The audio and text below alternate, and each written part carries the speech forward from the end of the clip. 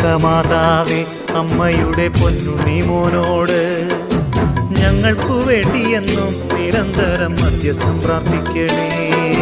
കന്യകമാതാവേ അമ്മയുടെ പൊന്നുണ്ണി മോനോട് ഞങ്ങൾക്കു വേണ്ടിയെന്നും നിരന്തരം മധ്യസ്ഥം പ്രാർത്ഥിക്കണേ.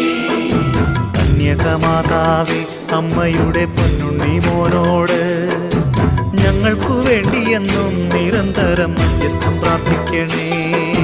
കന്യകമാതാവേ അമ്മയുടെ പൊന്നുണ്ണി